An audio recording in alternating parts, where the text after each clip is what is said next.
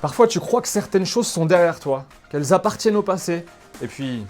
Good morning, they don't talk to me like on my way to training with my new car. Do you like it? And check my first passenger. Check it, please. Check it.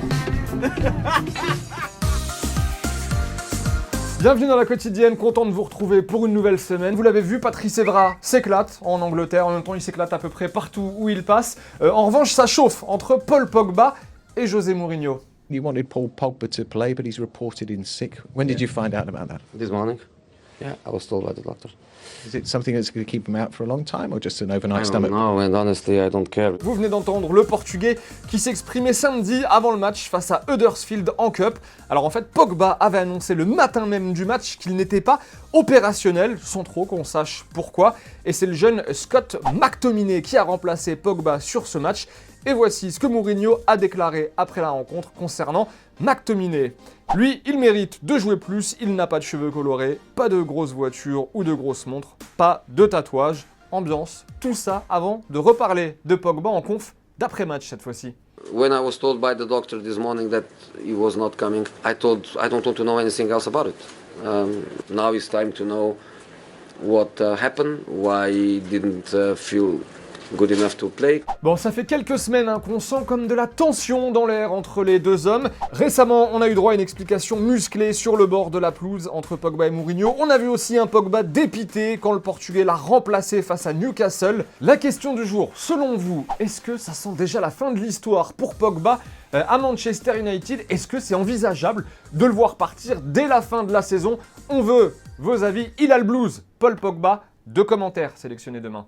Allez, on va tout de suite faire retomber la pression là, après tous ces clashs à Manchester. Un football vrai apaisant, avec de la musique apaisante et un but apaisant.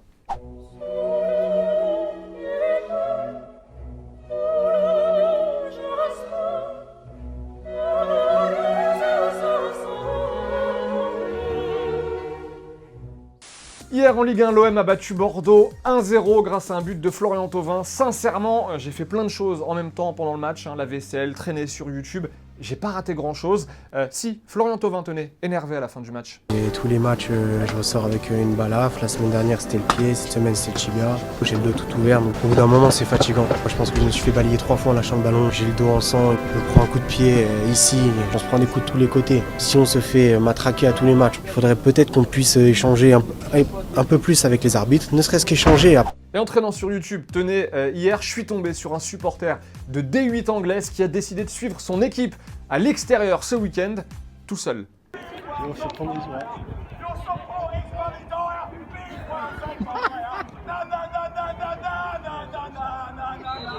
Et encore un match galère sinon hier pour l'OL qui, après avoir mené 2-0 à Lille, n'a pas fait mieux qu'un match nul de partout. Opta s'est fait un petit kiff aujourd'hui avec ce tweet. Depuis le PSG, l'OL c'est 4 matchs en Ligue 1, 0 victoire, 1 nul, 3 défaites, 10 buts encaissés, 0 clean sheet et avec une petite photo de Jean-Michel Aulas choisie au hasard, mais alors complètement au hasard. Bon, et autant vous dire qu'on fait un peu la gueule en ce moment à Lyon. On manque trop d'humilité pour le sport de haut niveau. On est dans une période difficile. Le football, c'est un sport collectif, joué par des individus qui sont plus ou moins collectifs. Quand on est collectif, on a de bons résultats. Quand on est un peu moins, on a de moins bons résultats. Clément, ouais. Ça fait longtemps qu'on t'a pas vu. Viens lancer le Stranger Foot, mon gars. Je te dis rien, on va voir si t'as du métier, mon gars. Et maintenant... c'est l'heure du Stranger Foot. Ah, c'est nul. Attention. Attention à quoi? C'est l'heure du Stranger Foot.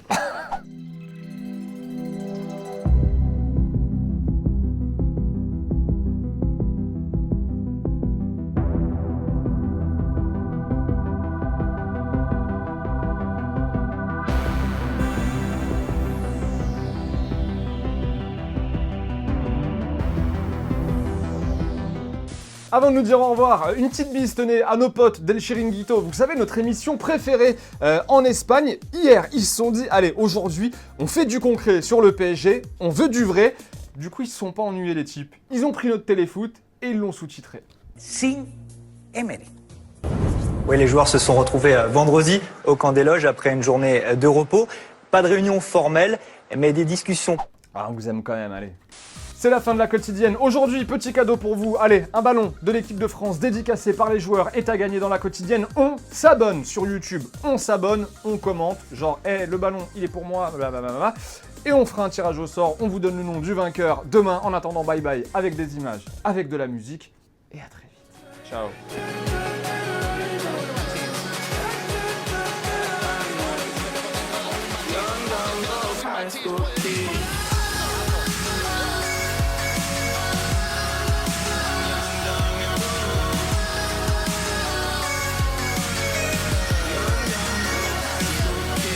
Et au fait, vous voyez le petit logo Téléfoot au milieu de l'écran, eh bien on clique dessus pour s'abonner. Rejoignez-nous pour avoir la quotidienne dès sa sortie chaque jour et aussi tous les contenus exclusifs de Téléfoot. A tout de suite.